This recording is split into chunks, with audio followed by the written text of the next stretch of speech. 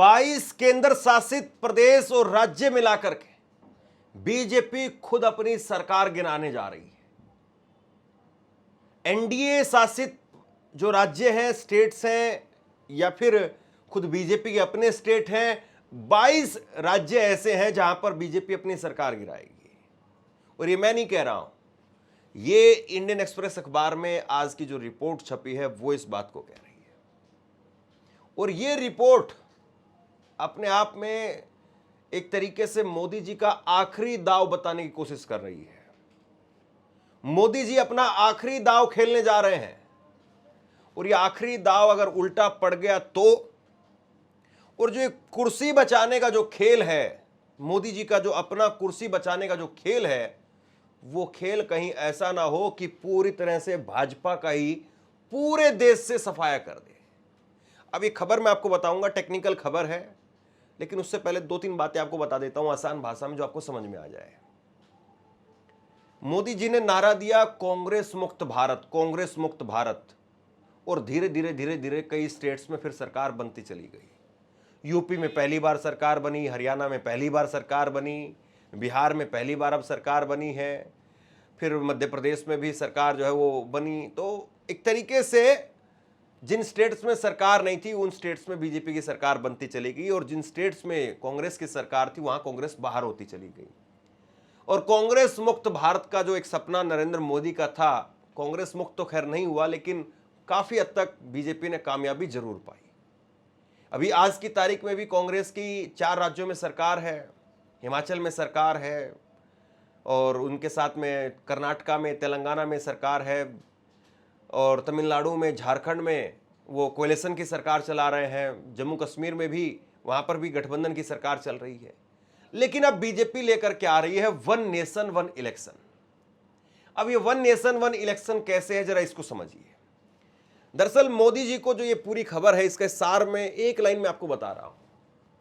कई बार ये होता है कि आप कहीं पर जो है वो अंगूर तोड़ रहे हैं बेल से, और अंगूर तोड़ते तोड़ते तोड़ते तोड़ते आप जो है किसी झोले में इकट्ठा कर रहे हैं, और आपको लग रहा है कि भैया देखो उसकी झोली में ज़्यादा अंगूर हैं, उसकी में ज़्यादा है, मेरी में कम है। तो आप क्या करते हैं, आप ये करते हैं कि भैया ऐसा करो, सबको कहते हैं कि एक बार दिखाओ अंगूर किसके कितने ज़्यादा है, और वो दिखाने के चक्कर में आप उसका अंगूर भी गिरवा देते हैं, इनका भी गिरवा देते हैं, और फिर उसके बाद में जब सारे अंगूर गिर जाएंगे अपना भी गिरा देंगे आप, और फिर उसके बाद में फटाफट फटाफट फटाफट झोली भर करके आप ज्यादा अंगूर डाल लें और कहें कि देखो देखो मेरे ज्यादा थे। यही खेल है।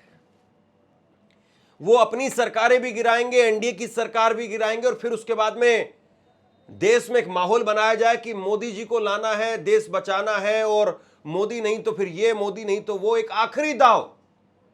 और उस आखिरी दाव में अगर ये हुआ कि साहब उनके अंगूर भी गिरे, इनके अंगूर भी गिरे, जो कम से कम उनकी झोली में रहने थे इनकी झोली में इनके रहते, और अपनी झोली भरने के चक्कर में जो बीजेपी की आधी झोली भरी हुई है, पता चले कि वो भी निपट जाए, ये मुमकिन है। अब ये जो रिपोर्ट है, ये पूरी रिपोर्ट जो हमने पढ़ी है, और इसमें छोटे छोटे टुकड़ों में इस रिपोर्ट को भी मैं आपको बताऊंगा। इस रिपोर्ट में ये कहा गया कि वन नेशन वन इलेक्शन को लेकर के दिसंबर 2024 में कमेटी बनी थी। रामनाथ कोविंद जो राष्ट्रपति थे उनकी अध्यक्षता में जो है वो मोदी जी ने उनके रिटायरमेंट के बाद में एक कमेटी बनवा दी। अब कमेटी बन गई, और कमेटी ने जिस तरीके से अलग अलग राज्यों में जाकर के दौरा किया, रिकमेंडेशन दी, और उसके आधार पर यह कहा कि 2034 में वन नेशन वन इलेक्शन संभव है। अब वन नेशन वन इलेक्शन के लिए एक ही रास्ता है, और वो रास्ता यह है कि कुछ राज्यों में जो सरकार है वो कुछ समय के लिए ज्यादा चले, और कुछ राज्यों में जो सरकार है वो कुछ समय पहले सरकार गिरा दी जाए, विधानसभा भंग कर दी जाए। यही एक रास्ता है। और वन नेशन वन इलेक्शन तभी संभव है जब सेंटर में और ज्यादातर स्टेट्स में अगर सरकार हो, क्योंकि अगर सरकार गिराई जाएगी तो फिर 6 महीने के लिए राष्ट्रपति शासन वहां पर लगेगा, और उसमें राज्यपाल की भूमिका होगी। तो उसके लिए बीजेपी को स्टेट में राज्यपाल का भी साथ चाहिए, और उधर ऊपर से राष्ट्रपति का साथ चाहिए। लेकिन खेल है यहां पर, और खेल ये है कि मोदी जी सोच रहे हैं जो आज की तारीख में मेरे पास में ताश के पत्ते हैं, कल भी वही ताश के पत्ते मेरे पास में रहेंगे। मतलब मोदी जी ये सोच रहे हैं 2029 में आज जिन स्टेट्स में बीजेपी की सरकार है उसी तरीके से बीजेपी की सरकार 2029 आते आते रहेगी, तब जाकर के वो इस तरीके से खेल पाएंगे। ये इस रिपोर्ट का पूरा लबोलबाब है। और ऐसा तो मुमकिन नहीं है भैया, जो आज की तारीख में तुरप का पत्ता आपके पास है, हो सकता है कि कल को वो तुरप का पत्ता किसी और के पास। जैसे अभी 6 महीने बाद यूपी में चुनाव होने हैं।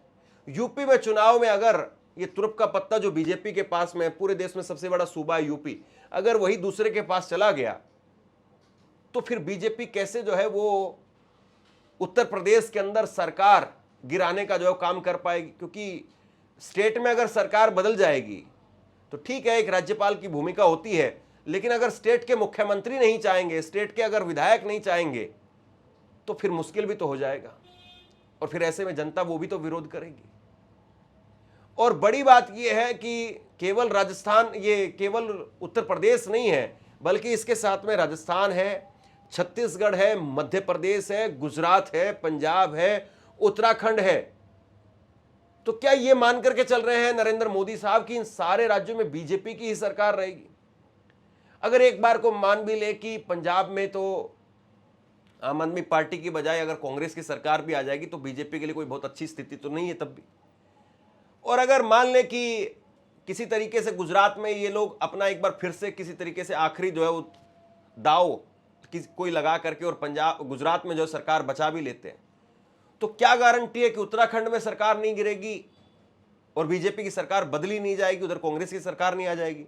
मध्य प्रदेश में, छत्तीसगढ़ में, राजस्थान में। और फिर वो क्यों चाहेंगे कि भैया हम अपनी 4 साल की सरकार गिरा करके, क्योंकि अगर मध्य प्रदेश, छत्तीसगढ़ और राजस्थान में चुनाव होंगे तो 2028 में होंगे, गुजरात में चुनाव होंगे तो 2027 के लास्ट में होंगे। वो 4 साल पहले अपनी सरकार गिराने के लिए क्यों तैयार होंगे? और वो तभी तैयार हो सकते हैं जब बीजेपी की ही सरकार आए। अब बीजेपी की सरकार आएगी तो नरेंद्र मोदी किसी की भी पर्ची निकालेंगे और पर्ची वाले आदमी से कहेंगे कि भैया बहुत हुआ, तुम इधर उधर लेफ्ट राइट बहुत चल रहे थे, और अब ऐसा करो, अपना रिमोट कंट्रोल यहां रख करके अरब साइड में खड़े हो जाओ। खड़े हो जाएंगे उस साइड में आराम से। लेकिन अगर कांग्रेस की सरकार आ गई, वो कहेंगे नहीं नहीं साहब, हमारी 4 साल बची हुई है, हमारा कार्यकाल यही मेन पेच है, इसीलिए 1 नेशन 1 इलेक्शन नहीं हो पाता है। और मोदी जी सोच रहे हैं कि नहीं, हमारी सरकार रहेगी और हम आसानी से कर लेंगे। अब मैं कुछ आंकड़ों के जरिए आपको जरा समझाता हूं, आप देखिए जरा। ये स्थिति है जहां पर 2029 के अंदर चुनाव अगर होता है 1 नेशन 1 इलेक्शन, तो उसमें 2027 में जो होने वाले चुनाव है, इसमें 5 राज्यों में चुनाव होंगे जो अभी फरवरी में जो चुनाव होंगे, इसमें गोवा है, गुजरात में लास्ट में होंगे 2027 के लास्ट में, मणिपुर, उत्तर प्रदेश और उत्तराखंड। 2027 में 6 राज्यों में चुनाव होने हैं। और इन 6 राज्यों में अगर बीजेपी की सरकार आई तब तो ये रिमोट रख सकते हैं कि भैया ठीक है, आपने हमें इतनी देर का मौका दिया, आपका बहुत बहुत धन्यवाद, और मोदी जी फिर से अगर सरकार बन जाए तो सेवा का मौका जरूर दीजिएगा, हम आपके आभारी रहेंगे। और वो ऐसा लिख करके वो साइड में खड़े हो सकते हैं। लेकिन अगर गोवा में सरकार बदल गई, संभव है गोवा में सरकार बदल जाएगी, पिछली बार वहां पर आम आदमी का थोड़ा सा वो रहा था, और गोवा मणिपुर में एक तरीके से बीजेपी ने, ये भी कहा जाता है कि मणिपुर तो खैर बीजेपी के पास में ज़्यादा सीटें थी, लेकिन गोवा में बीजेपी ने जो है वो जनादेश जो है उसका अपमान करके सरकार बनाई, ये कहा जाता है। तो गोवा में बहुत संभव है कि सरकार बदल जाएगी। गुजरात में झटका बहुत है, और अगर उससे पहले यूपी में सरकार बदल गई तो गुजरात में भी बहुत कुछ हो सकता है। मामला यहाँ पर यानी 50-40-60 इतना तो मान करके आप चलिए, 100% तो मैं नहीं कह रहा हूँ, लेकिन कम से कम 60-40 का तो है ही है। इसके बाद में, और गुजरात में सबसे बड़ी बात यह कि बहुत भारी एंटी इनकम्बेंसी है।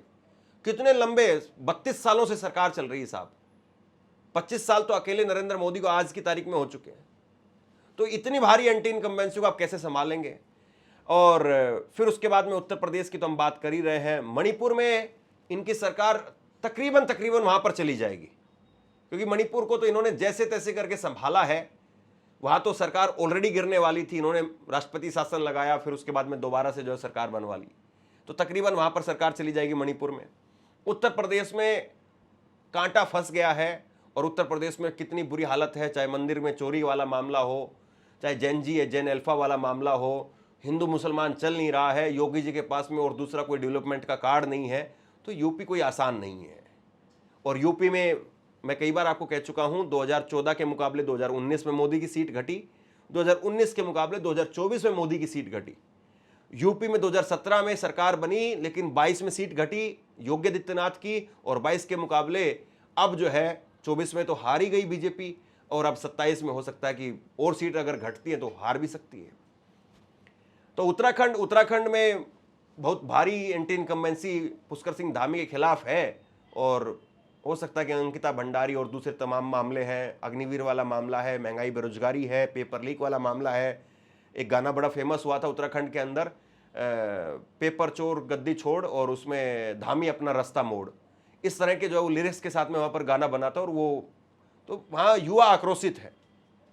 अब धामी उसको कितना मैनेज कर पाएंगे, सबसे बड़ा सवाल है। तो ये जो 27 में जिनका सरकार बनेगी, तो उनके 3 साल बचेंगे, 27 वालों के 29 तक तकरीबन 2 साल होंगे। तो वो 3 साल पहले अपनी सरकार गिराने के लिए क्यों तैयार होंगे? तभी तैयार हो सकते हैं जब बीजेपी की सरकार बने। और क्या बीजेपी की सरकार बनने के फुल चांसेस हैं, ये आपसे पूछ रहा हूं मैं। इसके बाद में 2028 में जिन राज्यों में चुनाव होंगे, ये आप देखिए, छत्तीसगढ़, मध्य प्रदेश, मेघालय, नागालैंड, राजस्थान और त्रिपुरा। अब छत्तीसगढ़, मध्य प्रदेश और राजस्थान, ये 3 स्टेट ऐसे हैं जो हिंदी पट्टी के एक तरीके से कह लीजिए आप, और यहां पर्ची वाले मुख्यमंत्री तीनों जगह पर।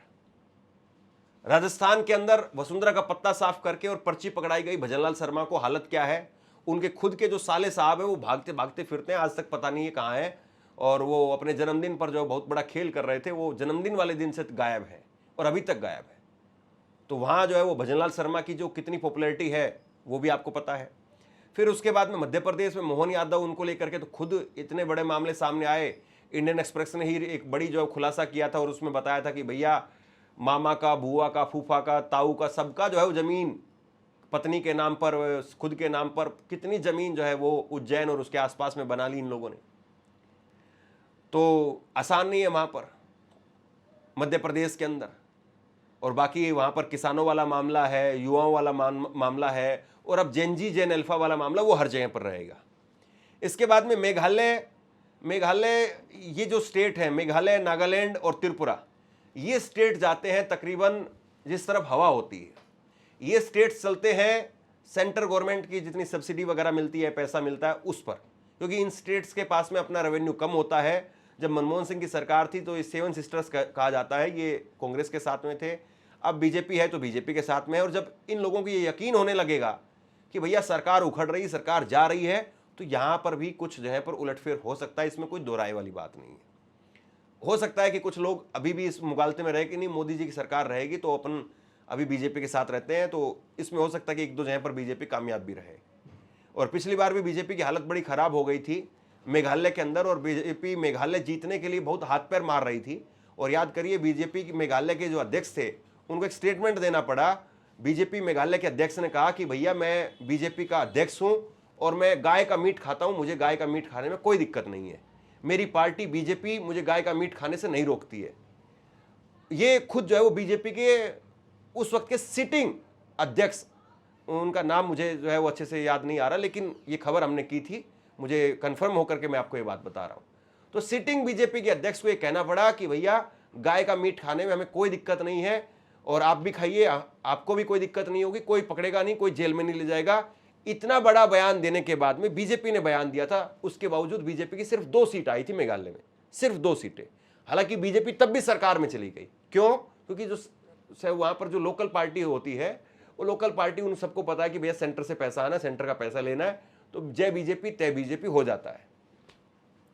ऐसे ही नागालैंड वगैरह और राजस्थान और छत्तीसगढ़ का अगर बात करें तो छत्तीसगढ़ में बीजेपी ने कहा कि भैया हमने एक आदिवासी मुख्यमंत्री दिया है, लेकिन कोई छाप नहीं छोड़ पाए विष्णुदेव साय। ऐसा कोई असर नहीं है उनका, ऐसा कोई वहां पर उन्होंने कोई करंट पैदा नहीं किया है कि साहब वाकई जो है वो जलवा है उनका। और अभी भी जो है वो एक तरीके से कांग्रेस में जो सिटिंग सीएम थे उस वक्त में, जो जिनको हरा करके आए थे भूपेश बघेल, तो भूपेश बघेल वो अभी भी एक तरीके से अपनी पॉपुलैरिटी बरकरार रखे हुए हैं। और भूपेश बघेल अगर संगठन को ठीक करें तो वापसी कर सकते हैं, इसमें कोई बहुत बड़ी ऐसा नहीं कि आश्चर्य वाली बात होगी। तो ये सिचुएशन ये है कि अगर यहां पर अगर छत्तीसगढ़ में, राजस्थान में और मध्य प्रदेश में अगर इन 3 स्टेट में कांग्रेस अगर वापसी करने में कामयाब रही, तो फिर बताइए ये 3 स्टेट वाले ये क्यों चाहेंगे कि भैया हम सरकार गिराएं और हमारी 4 साल की सरकार गिरे? क्यों चाहेंगे? 3 स्टेट यहां पर हो गए और इसके बाद में 3 स्टेट जो है वो उधर हो गए और 4 स्टेट में आज कांग्रेस की सरकार है ही। यहां तो बाद में इलेक्शन होने, तो जो मेजोरिटी है, अगर वो मेजोरिटी साथ में नहीं जाएगी तो फिर मोदी के लिए ये रहा भी मुश्किल है। बाकी नरेंद्र मोदी साहब कोशिश जरूर कर रहे हैं कि किसी तरीके से डूबते को तिनके का सहारा, और उनको लग रहा है कि भैया अगर इस तरीके से सरकारें गिर जाएगी तो एंटी इनकम्बेंसी जो है वो खत्म हो जाएगी। क्या वाकई ये होगा? हर बार राजनीति में 1+1 वो 2 नहीं होता है।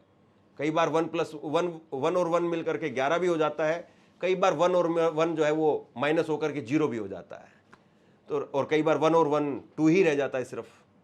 तो क्या होता है क्या नहीं होता ये तो वक्त ही बताएगा। लेकिन आप बताइए, क्या मोदी जी का ये दाव कामयाब होगा या उससे पहले ही जो है वो मेला बिछड़ जाएगा? यूपी में, छत्तीसगढ़ में, राजस्थान में और 29 तो खुद जो नरेंद्र मोदी अपना झोला लेकर के चल पड़ेंगे। वो कहाँ इस स्थिति में बचेंगे कि साहब वो किसी की और की सरकार गिरवाएं? उनकी सरकार खुद जो है वो सांसें गिन रही होगी, उनकी सरकार खुद जो वो वेंटिलेटर पर होगी, क्या पता। शेयर कीजिए इस खबर को, और आप क्या सोचते हैं नीचे कमेंट सेक्शन में लिख करके जरूर बताइए। इस वीडियो को लाइक कीजिए और चैनल को जरूर सब्सक्राइब कीजिए। शुक्रिया, थैंक यू।